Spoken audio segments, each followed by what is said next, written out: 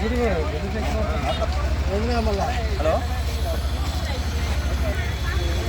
అందరికీ ఉద్యోగ జై భీమ్.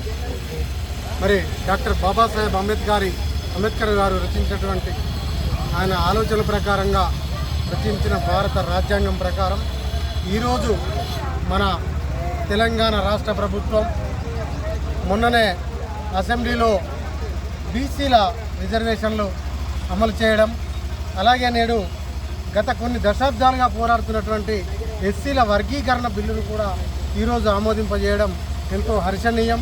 మరి బాబాసాహెబ్ అంబేద్కర్ గారి జయంతి సందర్భంగా ఎస్సీ వర్గీకరణ బిల్లు జీవోను కూడా వారు అమలుపరిచి బయటకు ప్రొసీడింగ్ జారీ చేయడం మనకు అందరికీ కూడా హర్షణీయం.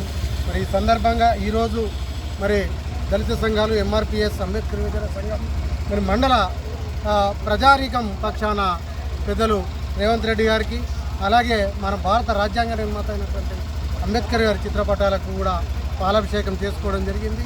మరి కాంగ్రెస్ ప్రభుత్వం చేస్తున్నటువంటి ఈ కృతనిశ్చయంతో ఉన్నటువంటి ఈ ఆలోచనలు ఇంకా అమలు కావాలని, ప్రజలకు ఇచ్చిన హామీలన్నీ కూడా నెరవేర్చాలని చెప్పేసి ప్రభుత్వాన్ని కోరుకుంటూ, అలాగే ఈ ప్రాంతానికి ప్రాతినిధ్యం వహిస్తున్నటువంటి పెద్దలు అట్లు లక్ష్మణ్ కుమార్ ప్రభుత్వ విప్ గారు కూడా మరి వర్గీకరణ బిల్లు పరంగా కానీ, మరి బీసీ రిజర్వేషన్ల పరంగా కానీ వారు కూడా ఎంతో కృషి చేశారు.